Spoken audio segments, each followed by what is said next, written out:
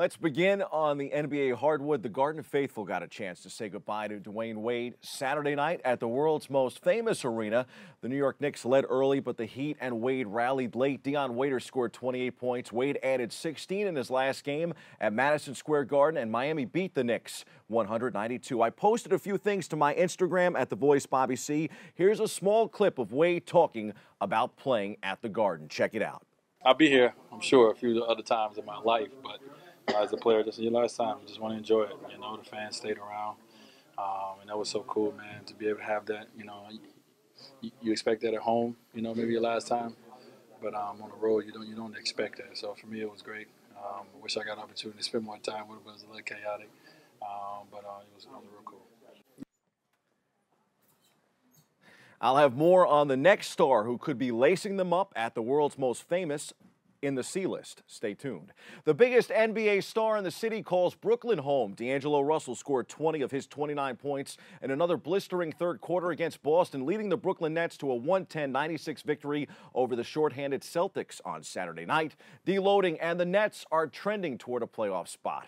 On the baseball diamond, the Bronx Bombers came out and looked like World Series champs on Thursday's opening day. But of course, nothing is won on day one. Case in point, Saturday and Sunday at the big ballpark in the Bronx. Renato Nunez, Trey Mancini, and Joey Ricard hit Baltimore's first home runs of the year, and the Orioles started strong at Yankee Stadium, beating New York 7-5 Sunday in a game delayed more than 3 hours by rain. The projected lowly O's had taken a series from the Yankees, winning Saturday and Sunday. And losing Sunday's game to Baltimore, the Yankees dropped their season-opening series. How, you ask? Largely due to an inability to drive in runs with men on base. The Yankees went 6 for 29 with runners in scoring position in the series, stranded 33 base runners in 3 games.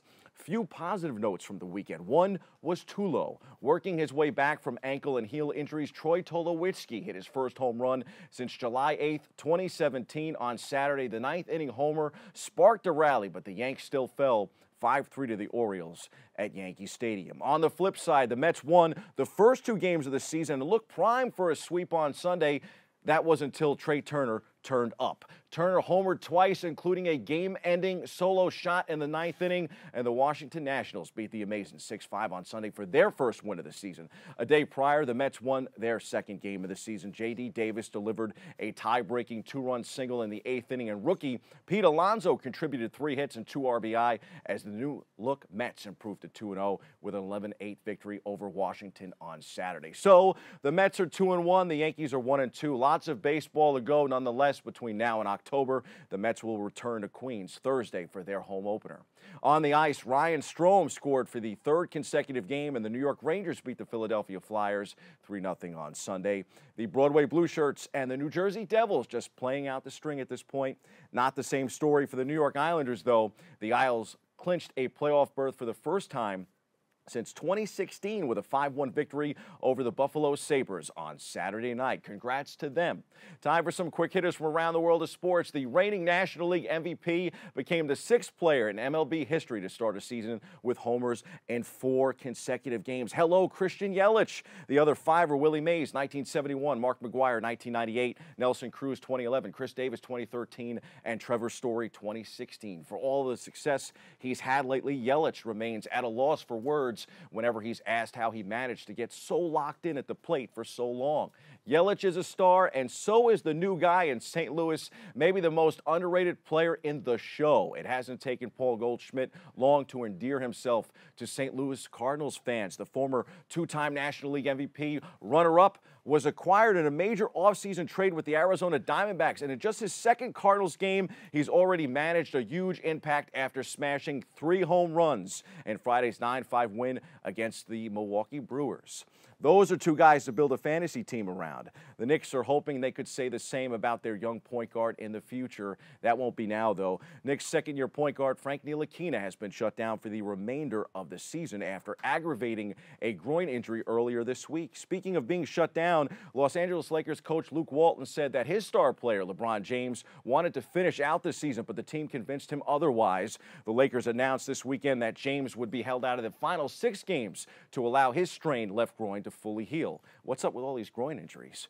A once injured NBA star could be in a lot of trouble if reports are true. Dallas Mavericks forward Kristaps Porzingis is accused of raping and beating a woman while he was a member of the New York Knicks last year. Through his representatives, Porzingis claims the charge is categorically untrue and part of a fraudulent attempt to extort him of tens of thousands of dollars. This developing situation could lead to a multifaceted legal fallout for the 23-year-old former Knick. According to Tina Moore of the New York Post, the alleged sexual incident occurred at around 2 a.m. on Wednesday, February 7, 2018. Hours earlier, the 7'3" Porzingis had torn his ACL and his left knee during a game between the Knicks and the Milwaukee Bucks at MSG. Porzingis has not played since that injury, but is expected to return for the start of the 2019-20 season. When he does, this St. John's star could be in the league. Shamari Pons, who led St. John's with 19.7 points and 5.1 assists this season, wrote on Instagram that he'll enter the 2019 NBA draft. In other college hoops news, Duke's quest for a national championship came to an end on Sunday as Michigan State outlasted the Blue Devils 68-67. Great game. The biggest story in college basketball since November. Duke fell short of the Final Four. That leaves us with Texas Tech, Michigan State, Auburn, and Virginia in the Final Four on the men's side. After 4 memorable Elite 8 games, number 1 seed Virginia will face number 5 seed Auburn in one national semifinal, with number 2 seed Michigan State battling number 3 seed Texas Tech in the other. Zion Williamson's, he's just given Duke fans and college basketball fans and pretty much the entire sports world a heart attack when he injured his knee in February. The culprit was a Nike sneaker that couldn't contain his explosiveness. The shoe essentially split apart at the seam, causing him to slip. The shoe is blown out, but it's not worthless, according to TMZ. It's worth a lot of money, actually, or it will be as soon as someone finds it. TMZ says it could fetch $250,000. Them some expensive Nikes, Bob. In women's college basketball, Katie Lou Samuelson put UConn on her injured back and shot the Huskies into a record 12th straight Final Four. Samuelson scored 29 points, and second-seeded UConn held off number 1 Louisville 80-73 on Sunday in the Albany Regional Final.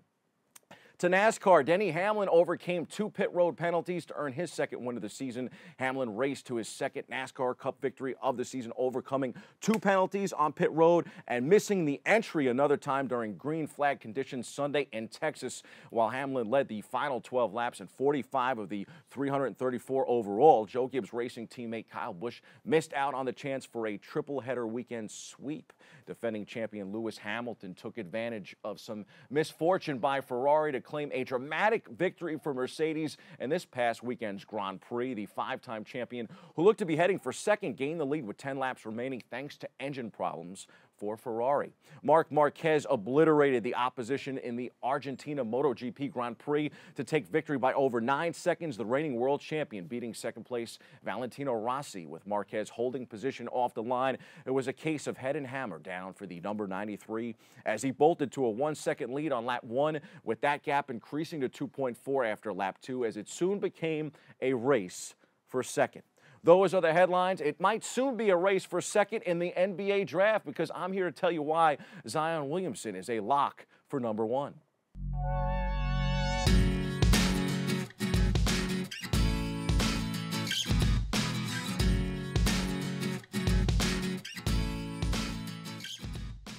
This morning's New York Daily News has a column calling for Duke's R.J. Barrett to go number 1. He's a terrific player. He could go number 2 in the NBA draft. So could Ja Morant, who, like Barrett, would easily be competing for the top pick in most seasons, as I have said in this space before. But Zion Williamson is different. Zion's historic season at Duke includes being the only freshman to ever win ACC Player of the Year and ACC Tournament MVP. He's the 3rd freshman to record 500 points, 50 steals, and 50 blocks. The other 2, Anthony Davis and Kevin Durant. Yeah. His 68% shooting from the field is the best by any freshman in D1 history, and his 104 points through 4 NCAA March Madness games are the second most ever by a freshman. Add in the fact that he passes the eye test in every way, and New York Knicks fans should be praying to God Almighty every night before they go to sleep that the ping pong balls turn up in their favor. Go get #1 pick. Go get Zion. For anyone that gets the #1 pick, the answer will be Zion.